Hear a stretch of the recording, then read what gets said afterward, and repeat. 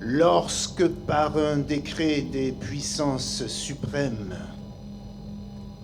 le poète apparaît en ce monde ennuyé, sa mère épouvantée et pleine de blasphèmes crispe ses poings vers Dieu, qui la prend en pitié.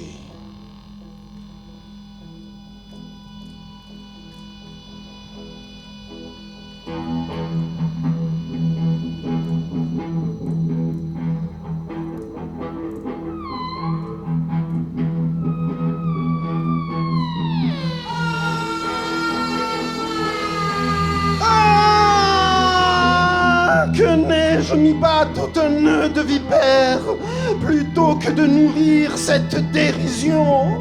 Maudite soit la nuit aux plaisirs éphémères où mon ventre a conçu mon expiation. Puisque tu m'as choisi entre toutes les femmes pour être le dégoût de mon triste mari et que je ne pus pas rejeter dans les flammes comme un billet d'amour ce monstre rabougri, je ferai rejaillir ta haine qui m'accable sur l'instrument maudit de tes méchancetés, et je tordrai si bien cet arbre misérable qu'il ne pourra pousser ses boutons empestés.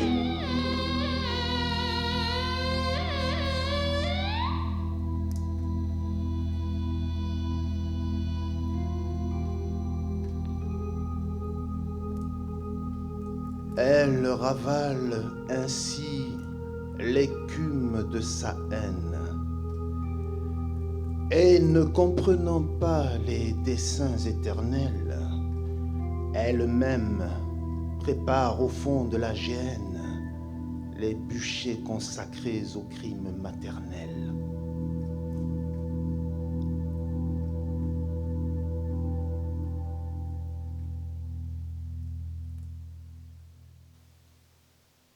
Pourtant, sous la tutelle invisible d'un ange, l'enfant déshérité s'enivre de soleil, et dans tout ce qu'il boit et dans tout ce qu'il mange, retrouve l'ambroisie et le nectar vermeil.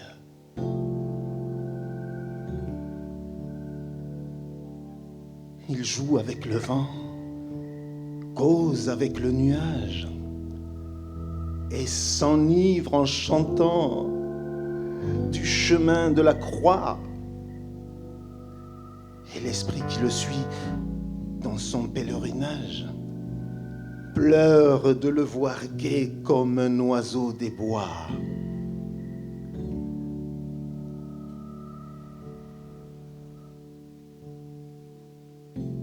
Tous ceux qu'il veut aimer l'observent avec crainte, ou bien s'enhardissant de sa tranquillité, cherchent à qui saura lui tirer une plainte et font sur lui l'essai de leur férocité. Dans le pain et le vin destinés à sa bouche, il mêle de la cendre avec d'impurs crachats. Avec hypocrisie, il jette ce qu'il touche et s'accuse d'avoir mis leurs pieds dans ses pas.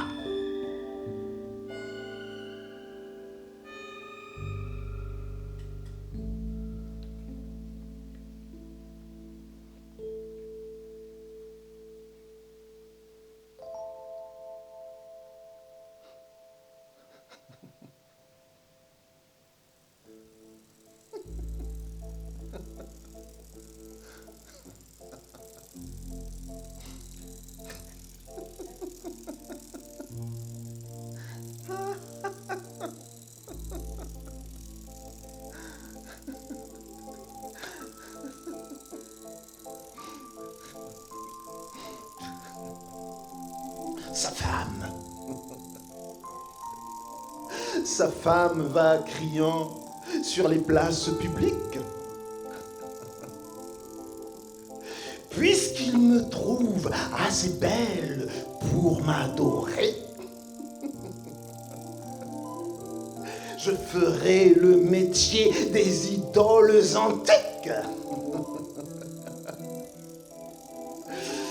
Et comme elle, je veux me faire redorer.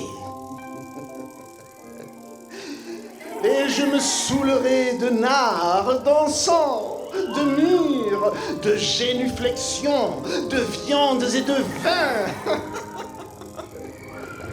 pour savoir si je puis dans un cœur qui m'admire, usurper en riant les hommages divins.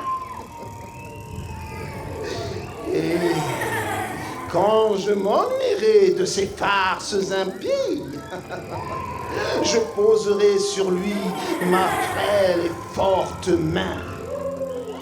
Et mes ongles, pareils aux ongles des harpies, sauront jusqu'à son cœur se frayer un chemin. Comme un tout jeune oiseau qui tremble et qui palpite, j'arracherai ce cœur tout rouge en son sein. Et pour rassasier ma bête favorite, je le lui jetterai par terre avec dédain.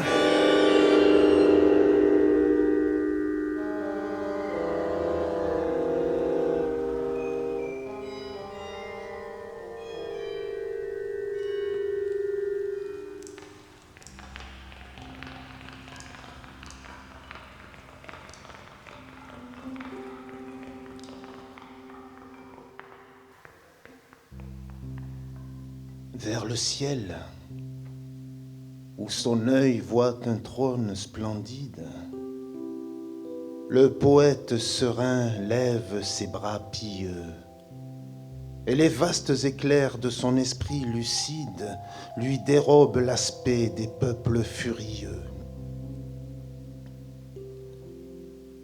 Soyez béni, mon Dieu, qui donnez la souffrance comme un divin remède à nos impuretés, et comme la meilleure et la plus pure essence qui prépare l'effort aux saintes voluptés. Je sais, je sais que vous gardez une place au poète dans les rangs bienheureux des saintes légions, et que vous l'invitez à l'éternelle fête des trônes, des vertus, des dominations. Je sais que la douleur et la noblesse uniques où ne mordront jamais la terre et les enfers, et qu'il faut pour tresser ma couronne mystique imposer tous les temps et tous les univers.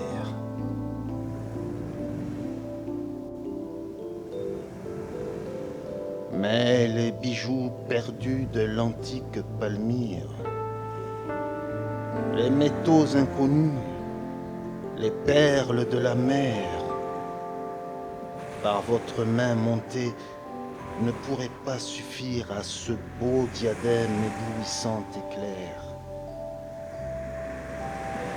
Car il ne sera fait que de pure lumière, puisée au foyer saint des rayons primitifs, et dont les yeux mortels, dans leur splendeur entière, ne sont que des miroirs obscurcis et plaintifs.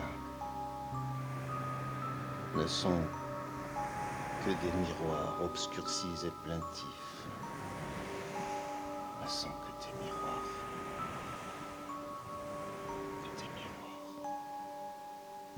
Des miroirs obscurcis et plaintifs, plaintifs, plaintifs, obscurcis et plaintifs.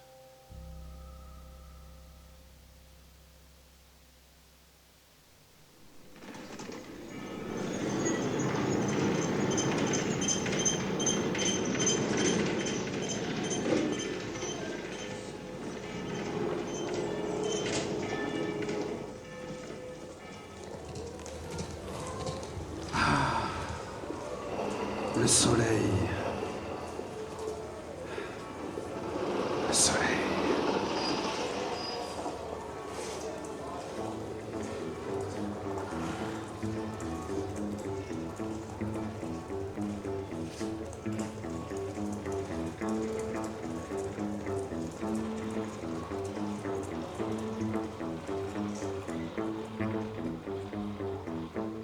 Le long des vieux faubourgs où pendent aux masures les persiennes abris de secrètes luxures.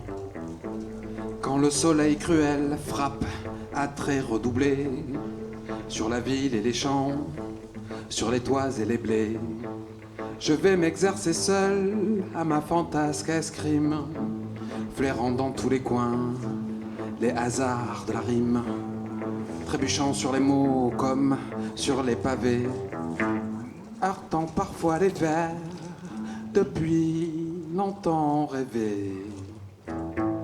Sur les toits et les blés, longtemps rêvés, sur les toits et les blés, soleil.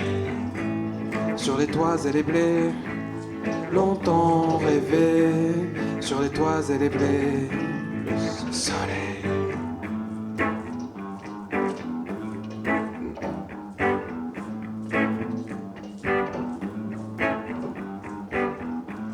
Ce père nourricier, ennemi des chloroses, éveille dans les champs les vers comme les roses.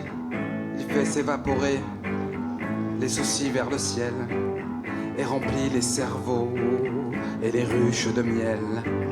C'est lui qui rajeunit les porteurs de béquilles et les rend gais doux, doux comme des jeunes filles, et commande aux moissons de croître et de mûrir dans le cœur immortel qui toujours veut fleurir.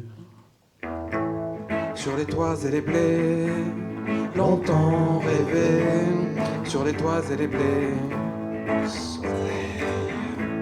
Sur les toits et les blés, longtemps rêvé, sur les toits et les blés, soleil.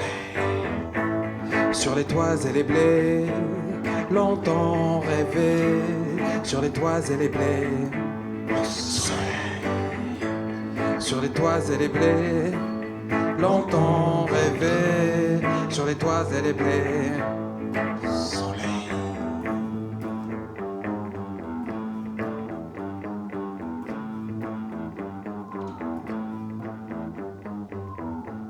Quand ainsi qu'un poète il descend dans la ville, il en oublie le sort des choses les plus viles et s'introduit en roi, sans bruit et sans valet, dans tous les hôpitaux et dans tous les palais. Sur les toits et les blés, longtemps rêvé, sur les toits et les blés, soleil. Sur les toits et les blés, longtemps rêvé, sur les toits et les blés, soleil. Sur les toits et les blés, longtemps rêvé, sur les toits et les blés, soleil. Sur les toits et les blés, longtemps rêvé, sur les toits et les blés, soleil.